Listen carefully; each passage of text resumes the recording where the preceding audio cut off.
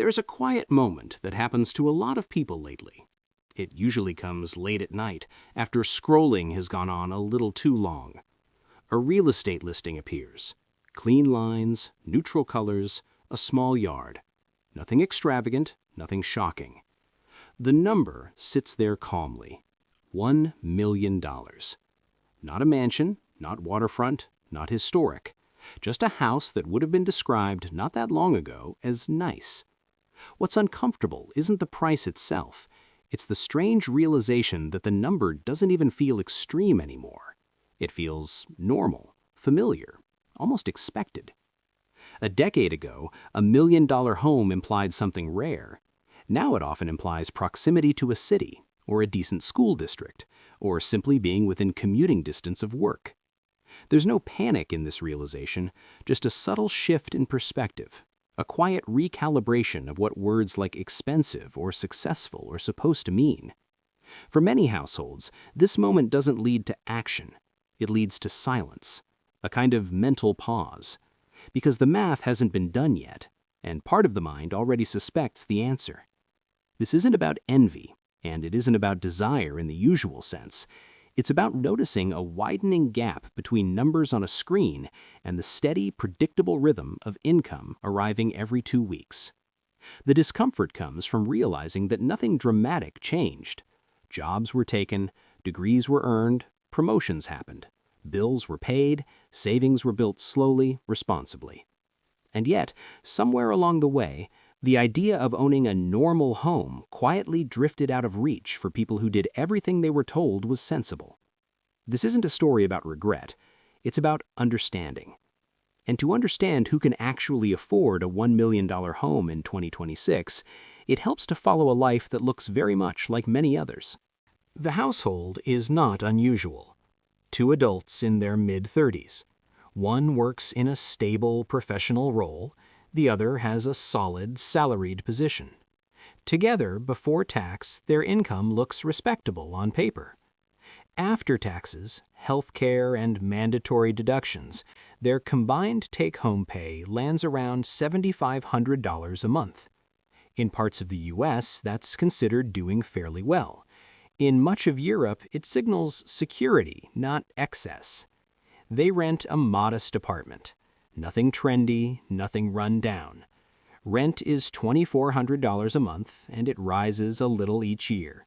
Utilities add another $250. Internet, phone plans, basic streaming services quietly stack on top. Transportation depends on geography. In the U.S., there's a car payment of $420, insurance, fuel, and maintenance. In Europe, it might be a mix of public transit passes and occasional car costs. Either way, mobility absorbs several $100s a month. Student loans haven't vanished. They've simply aged. The balances are smaller now, but the payments still exist.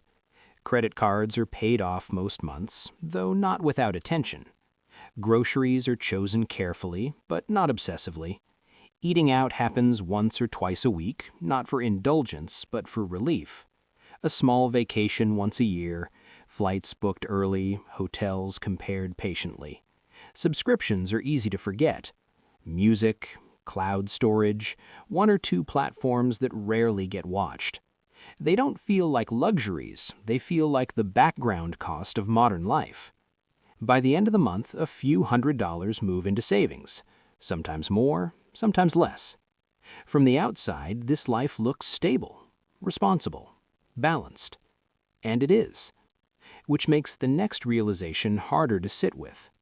Because when this household looks at a $1 million home, they aren't imagining granite countertops or social status.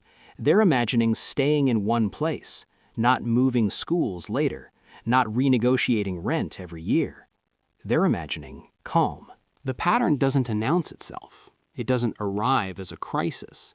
It emerges slowly, through alignment. Wages grow, but not dramatically. Housing prices grow faster, but steadily enough to feel normal. The system quietly assumes stability where volatility exists. Mortgages are structured around long-term certainty, 30 years of predictable income, consistent employment, minimal disruption. But modern work doesn't behave that way anymore. Careers shift. Industries change. Geography becomes flexible for employers, but not always for workers. At the same time, housing is increasingly treated as a financial asset, not maliciously, not conspiratorially, just structurally. Pension funds, institutional investors, private equity, they don't buy homes because they love kitchens. They buy them because housing has become a reliable store of value in a low-yield world. This pushes prices upward without anyone raising their voice. Households respond rationally. They stretch slightly. They accept higher payments because that's what everyone else is doing. They assume future raises will fill the gap.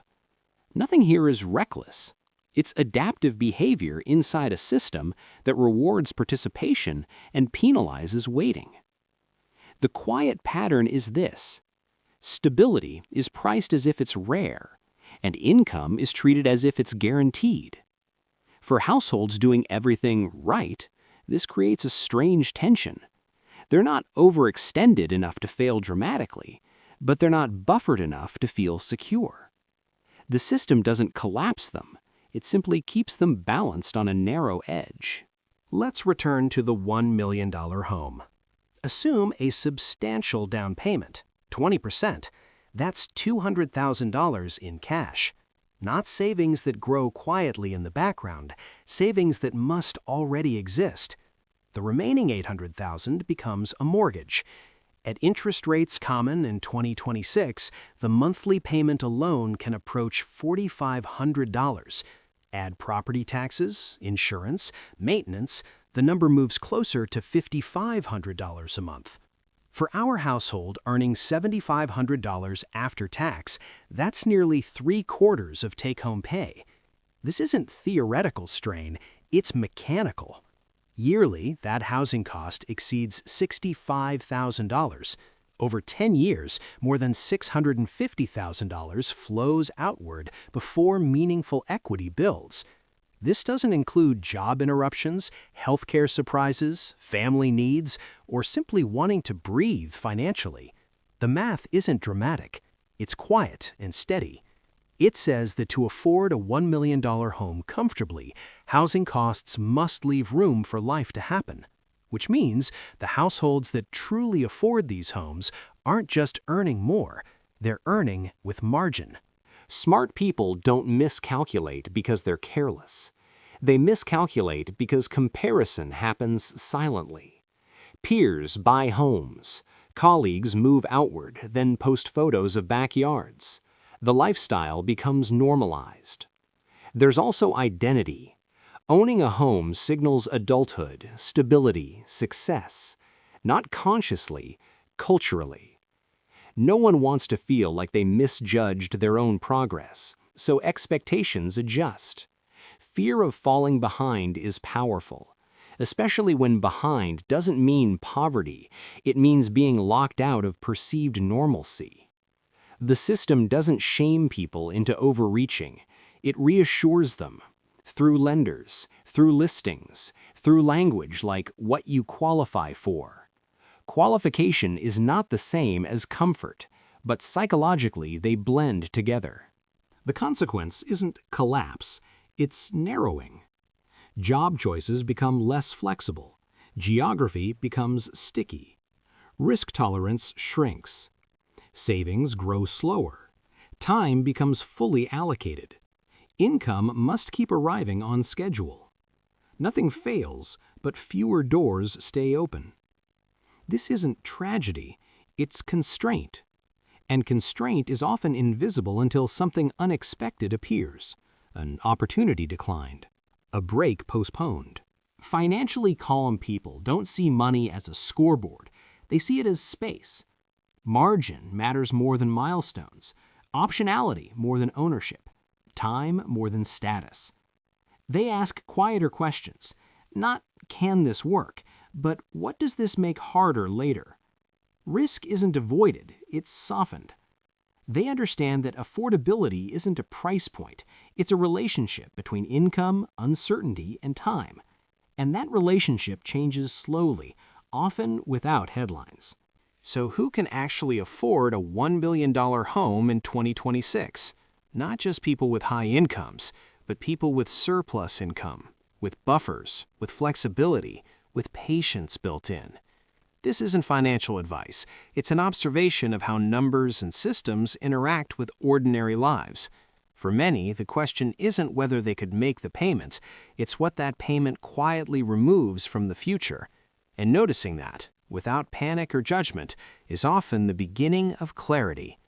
If this helped clarify things, consider subscribing.